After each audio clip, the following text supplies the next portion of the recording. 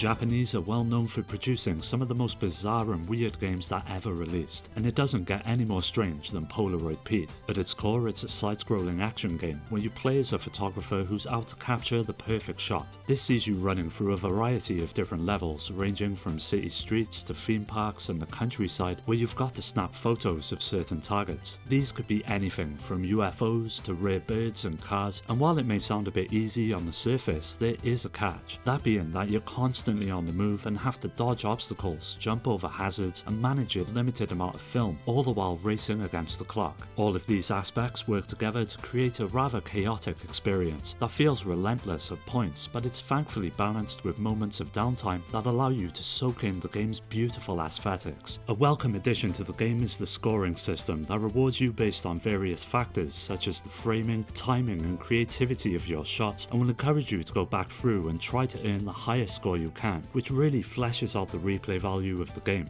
As I just mentioned, one of the best things the game has going for it though are the visuals, that are a mix of 2D sprites and 3D backgrounds, giving it an almost diorama-like aesthetic that holds up incredibly well. And the attention to detail is simply off the charts, from the swaying cherry blossom trees to the flickering neon signs in the city that will help immerse you into the game's world even further. If you're a fan of quirky games or simply looking for something upbeat and different, then Polaroid Pete is just a ticket. Raw Danger, or Disaster Report 2 as it's known in Japan, is an action survival adventure that throws you into the role of 6 different characters as you fight against a natural disaster and try to survive its aftermath and make it out of the city alive. It trades the usual zombies and ghosts that are prevalent throughout the survival genre and swaps them out for the relentless fury of nature, with many of the game's mechanics revolving around the realistic worries of surviving a harsh environment. One that is front and center is the concept of managing your body's temperature and health that soon becomes a real worry the more you play. In a city that's been ravaged by freezing rain and floodwaters, they end up being your deadliest enemies, and if you get too wet or stay out in the cold for too long, your temperature will start to drop, resulting in blurred vision and not being able to move as quickly and ultimately succumbing to hypothermia. To tackle this though, you've got to scavenge for a range of different items, may that be dry clothes, heat packs and food to help keep your strength up, which all comes together to create a never-ending sense of urgency as you try to reach the highest peak in the city to be rescued. What makes the journey exciting is the shifting state of the city itself, and the dangers you'll have to avoid apart from just managing your health, may that be collapsing buildings or figuring out ways to cross fallen bridges, and this is where the game injects many different styles of play, from riding jet skis to clinging to railings as you slowly shuffle across gaps. Despite some of its technical hiccups such as janky controls, bland textures and a choppy frame rate, Raw Danger still delivers on its premise that just never lets up throughout its runtime.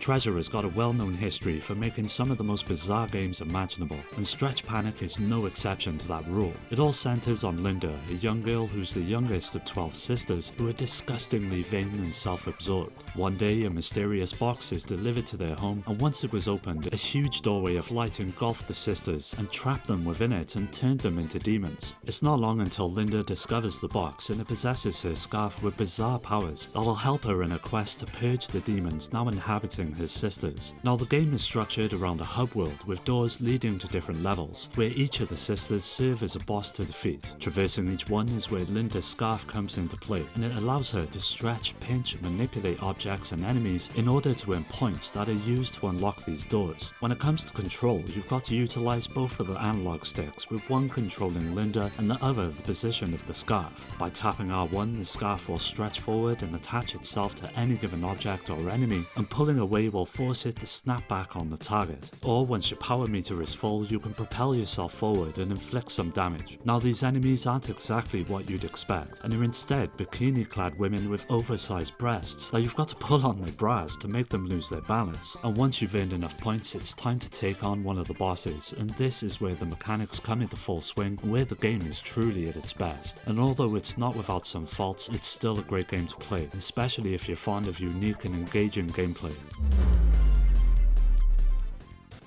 Citizen Kabuto is a game that feels like a love letter to the sci-fi B-movies and Saturday cartoons of old, which follows a group of space marines that find themselves stranded on a mysterious planet in the middle of a war. The narrative is one of the game's greatest aspects, and that mainly comes down to the humour that's present throughout it. May that be the witty one-liners, absurd situations you'll find yourself in, or memorable characters, it's definitely one of the best parts of the game. Now, what sets Citizen Kabuto apart from similar experiences on the system is its refusal to stick to one genre, and instead it blends third-person shooting, base building, resource management, and even kaiju-style destruction all into one, depending on which faction you're currently controlling. There are 3 of them in total, from the trigger-happy Space Marines to the magic-wielding Sea Reapers, and finally the giant Kabuto, that really helps shake up the gameplay and keep it from becoming stale. Personally, I found the Space Marines to be the more enjoyable, where the fast-paced combat takes center stage, and you're given a range of over-the-top weapons from lasers to sniper rifles that all have a role to play on the battlefield. By far your most valuable asset though is your jetpack, that lends the game a layer of verticality, letting you soar above enemies and rain down destruction from the sky. With its creative setup, humour and varied gameplay, Citizen Kabuto is one of the best shooters you'll find on the PlayStation 2, so whether you're a fan of action, strategy, or just love games that don't take themselves too seriously, it delivers on every front.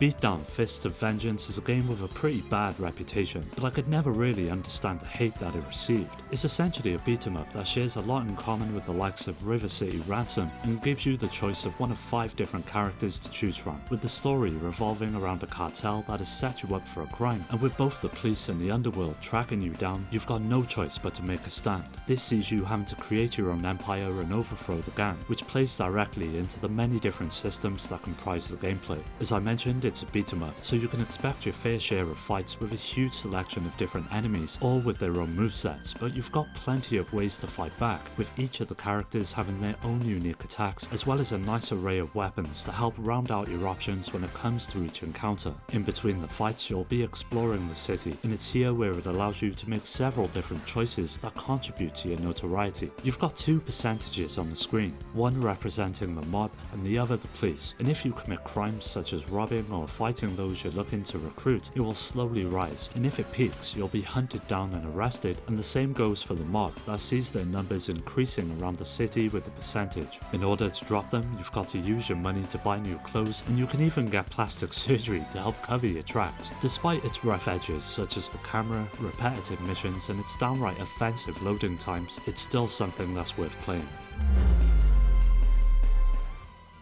BCV is a fighting game that's anything but traditional, and instead feels like an absolute fever dream as you jump into one of many different construction vehicles and fight to come out on top. There's an equally absurd story behind the strange setup that sees you playing as a reluctant heir to your father's struggling construction company, with the goal being to restore it to its former glory. The story mode is surprisingly a lot of fun, in that it's so bad that it's actually good, with the narrative's sheer lunacy ending up being one of the game's greatest strengths, and thankfully the gameplay is more than up to the task of matching it. There's about 15 playable characters, each of which come along with their own construction vehicle, from bulldozers to cranes and diggers, and while the fights can feel a bit awkward due to the sheer size of them, the controls end up being quite simple to get to grips with, allowing you to control your machine with ease. Movement is handled by the D-pad, where your attacks are assigned to the face buttons, with you having about 3 of them in total to choose from. You've got a left, center and right attack, and you're able to charge them for higher amounts of damage, but there's also special abilities that are unique to each character, and it's where a lot of the humour can be found within the game.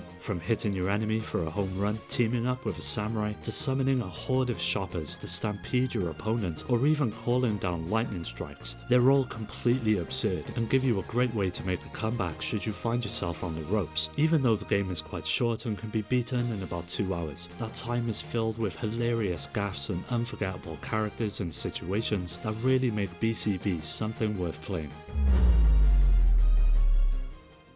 The PlayStation 2 received its fair share of strange and quirky games, and Capcom's Under the Skin easily ranks as one of the best. It picks up with the introduction of Cosme, an alien who's travelled to Earth in order to pull pranks on the unsuspecting public, but he hits a bit of a snag as it turns out Earth is full of pranksters of its own, and to make matters worse, his ship crash-landed, alerting the humans to the existence of aliens that has sent them all into a frenzy. At the centre of the gameplay is Cosme's ray gun that gives you the ability to zap the humans and take on their appearance, and with your second skin applied, this is where you're given 5 random items to carry out your pranks, from whacked out super weapons to wild animals and fireworks making up the mix, with a near endless amount of options that prove to be just as insane as the last. So whether you're dropping pins for somebody to step on, or are simply blasting their eardrums with a maddening volume of soul-destroying music, the results will always be the same. Their fear and panic will cause them to drop a huge amount of coins that you've got to collect, but the catch is you only have a few seconds in which to do so before being set upon by an angry mob, and then you've got to run back to your ship to avoid being captured. The insane nature of the gameplay is further supported by the playful and colourful cel-shaded visuals, right down to each and every comical animation, not only for Cosme but for the countless humans you'll interact with as well. All in all, Under the Skin will likely not be for everyone, but for those of you who are looking for an upbeat and addictive experience, it's definitely worth go. The Simple 2000 series was a long-running line of budget games released in Japan, and 9 times out of 10 there was a reason for them being so cheap that would usually come down to them being complete and utter shit. Sometimes though, they hit gold, and Buccaneer was one of them that sets the player up with a simple premise. You're a pirate who wakes up to find himself shipwrecked on a mysterious island, teeming with skeletal buccaneers, supernatural magic and buried treasure, with the goal being to fight through the hordes of undead enemies and ultimately claim the loot for yourself. The story doesn't take itself too seriously and instead relies on common cliches and embraces about every trope you can imagine as you hack your way through to the end in a lively and often comical fashion. On the gameplay front, it's basically Devil May Cry meets Jack Sparrow, with the combat system being a real highlight. You've got the standard light and heavy attacks that can be chained into combos, as well as dodge rolls and counters that offer a bit of depth to the otherwise simple setup. Adding to this is your special meter that when activated gives you an increased amount of strength, as well as access to unique attacks like a bone-shattering ground pound that's perfect for dealing with large amounts of enemies. The game's simplicity is its secret weapon, and there's no bloated systems like skill trees, just pure arcade-style action that's perfect for anyone to be able to pick up and master. And with a nice amount of unlockables like new outfits, weapons, and even a 2-player mode, there's plenty of replayability included as well. Buccaneer really surprised me, and even though it's quite an obscure game, for anyone who's remotely interested in hack and slashers, it's one adventure you won't want to miss.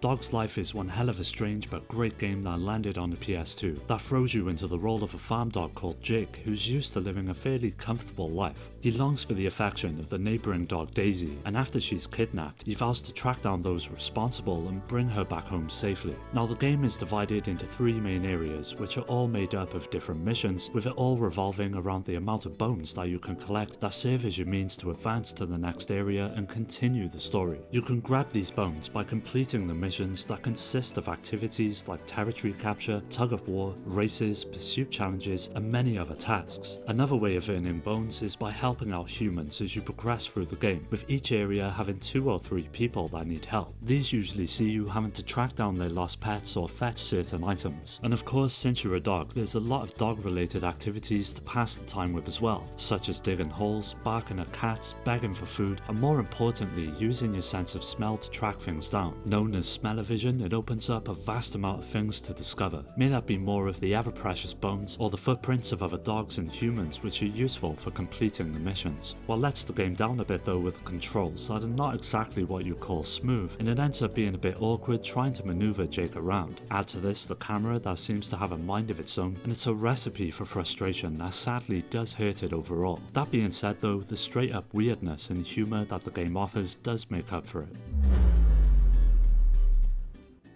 A lot of people are no doubt aware of Mr. Mosquito, a rather bizarre and weird game that landed on the PS2, which saw you terrorizing a family known as the Yamadas as you buzzed around and caused all kinds of chaos. Its sequel, Let's Go Hawaii, is a lot of the same, and after the family has had enough of their torment, they set off on holiday, but little do they know that the Mosquito has come along for the ride as well. In terms of mechanics, not a lot has changed and you'll still be gathering blood, but this time around you'll actually act as a healer as your venom has a mysterious new power to help soothe away any of the aches that the humans have. After sucking enough blood from any given spot, you get to mark it as researched, which comes in handy for when the humans get annoyed and enter combat. Here you'll have to target these regions, which help to relax your target and slowly but surely bring them out of their rage, a lot like the first game. A nice inclusion with the sequel are the subtle RPG mechanics that see your performance being evaluated at the end of each stage and being translated into skill points. These can then be spent on one of 4 different attributes such as your sucking power, relax power and speed that have a noticeable effect on how well you can achieve each and every objective.